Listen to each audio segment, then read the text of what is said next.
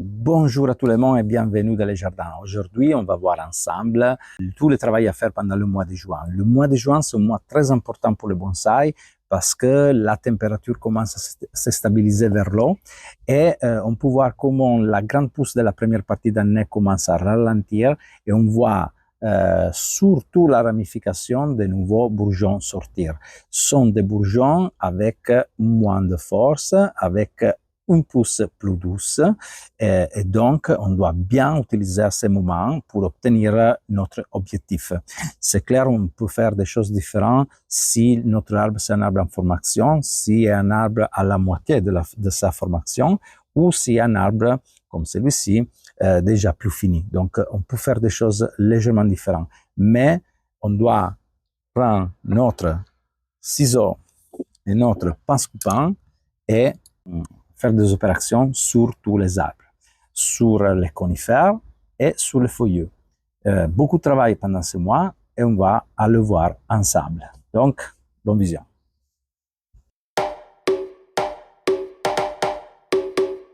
Bonjour à tous les amis d'Inarte Bonsai, je suis Carmelo Bonanno, instructeur bonsai et propriétaire de Inarte Bonsai. Comme je le dis, le mois de juin, c'est un mois très important pour notre arbre parce qu'on peut voir comment c'est un moment de rebourgeonnement. On doit bien utiliser ce moment sur tous les arbres pour obtenir notre objectif, sur les conifères, sur les feuillus. Et donc, on commence à voir quelques exemples dans mon jardin. On a déjà vu comment sur les pins noirs, sur les pins sylvestres, on peut travailler sur les chandelles à partir du début du mois de juin, arriver à la moitié de juin. Donc je vous laisse ici en haut le lien pour pouvoir regarder la vidéo, mais aussi dans la description le lien pour pouvoir le regarder après. Mais on peut voir comme sur ces pins noirs, j'ai déjà changé, coupé tous les chandelles. Est visible le taille ici. Je coupais complètement la chandelle et je fais le travail en deux fois. Je commençais au début du mois surtout sur les parties plus bas parce que je coupais en premier les chandelles plus courtes et j'ai noté que sur cet arbre, les chandelles plus courtes étaient tout vers la partie plus bas de l'arbre. Donc, pour exemple, sur ce plateau, et sur la partie plus bas de la masse végétative à haut. Donc, je fais la deuxième coupe, la deuxième taille il y a quelques jours, donc à peu près 10 jours après, et j'enlevais les chandelles plus longues. Est visible comme je coupais à la base,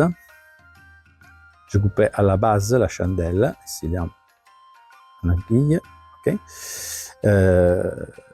En laissant sous la main les aiguilles de l'année passée. Je coupais complètement la pousse, la chandelle de cette année. Et c'est un travail que je fais sur tout l'arbre en deux fois, comme on a déjà vu.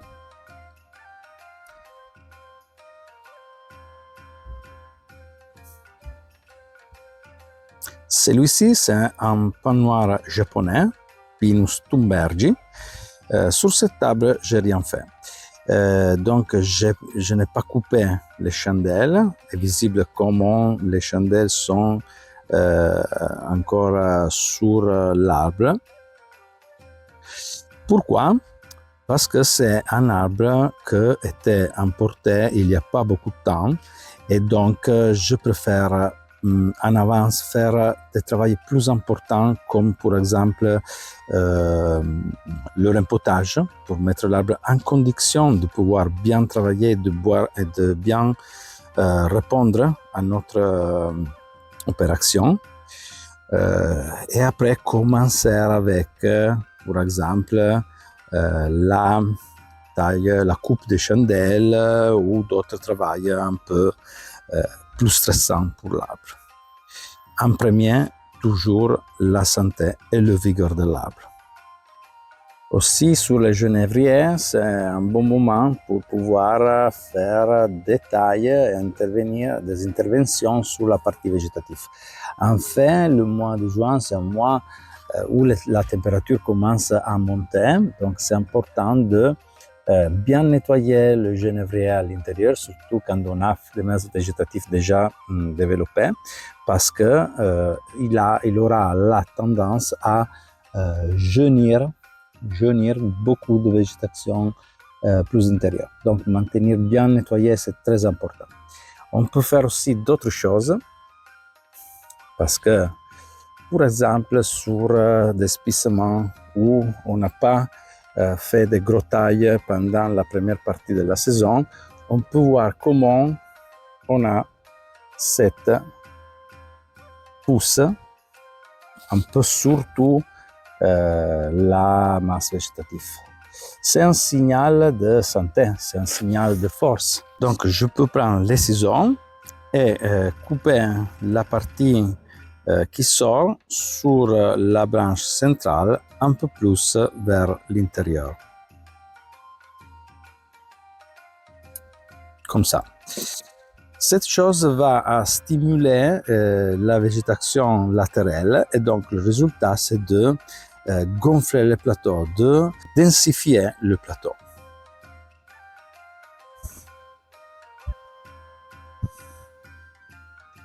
Sur les ifs européens ou japonais, on peut faire de gros tailles pendant ces périodes parce que on peut voir que si on laisse tiger un if, il va réellement allonger, il va donner de grands résultats sur le côté de la pousse.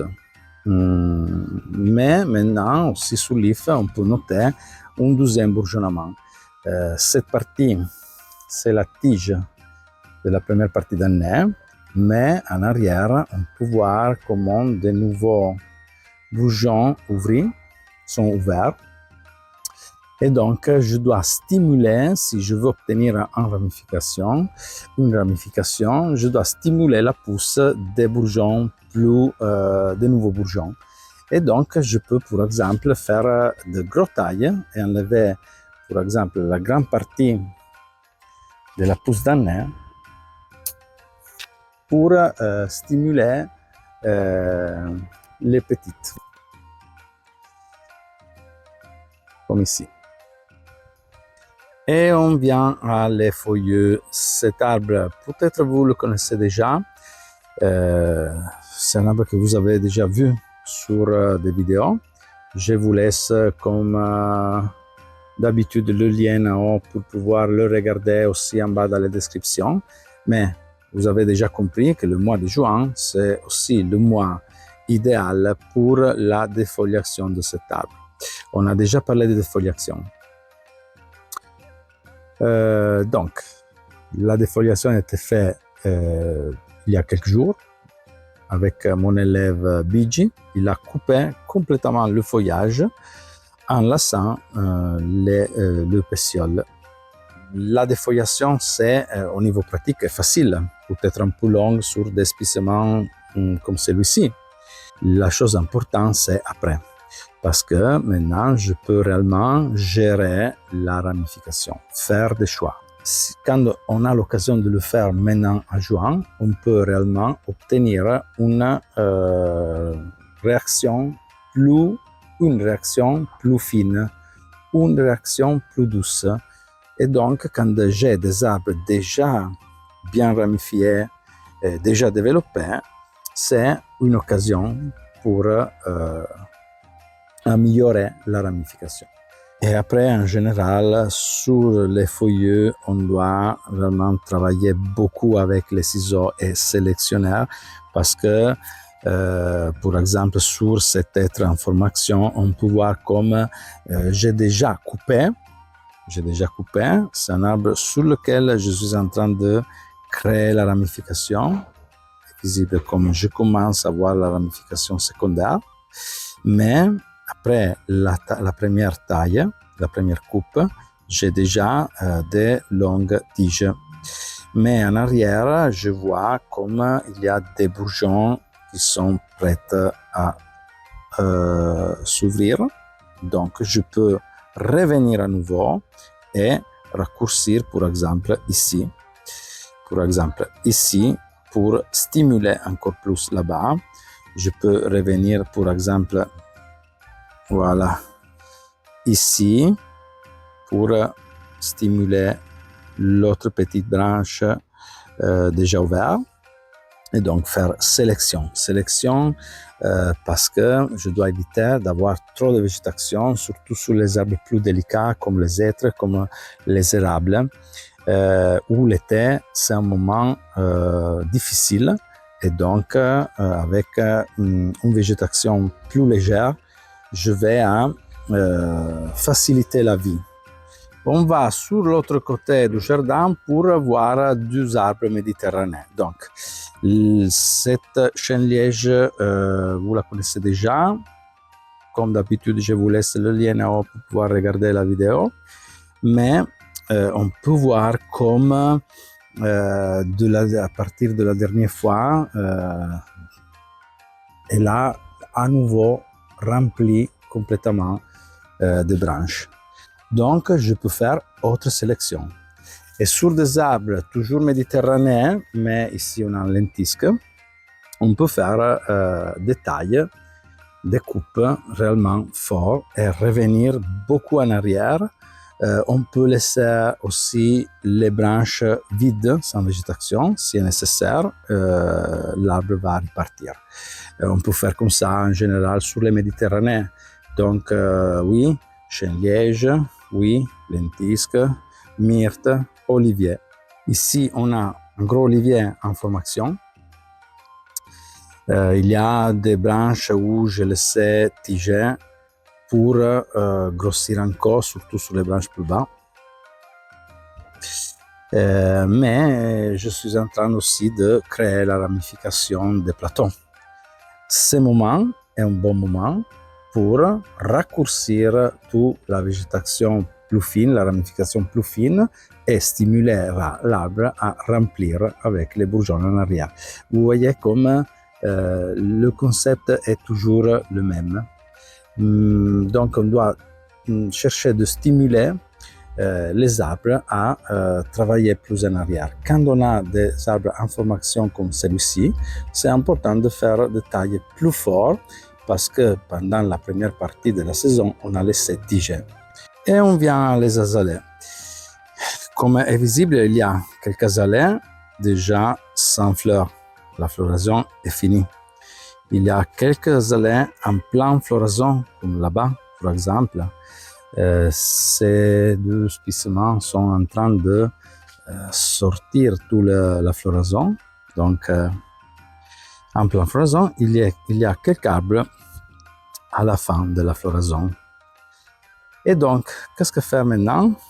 Il faut nettoyer l'arbre de la floraison. Donc, on doit enlever toutes les fleurs à la base. Donc, on doit enlever complètement les fleurs, pas seulement les pétales, mais aussi, je ne sais pas si c'est visible, cette partie. Ok.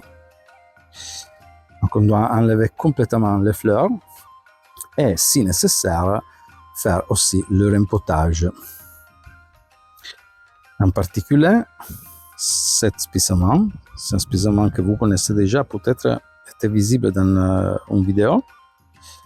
Et je vous montre la photo que je fais au début de la floraison. Et elle a changé clairement. Parce qu'après la floraison, j'enlevais complètement les fleurs et j'ai coupé beaucoup.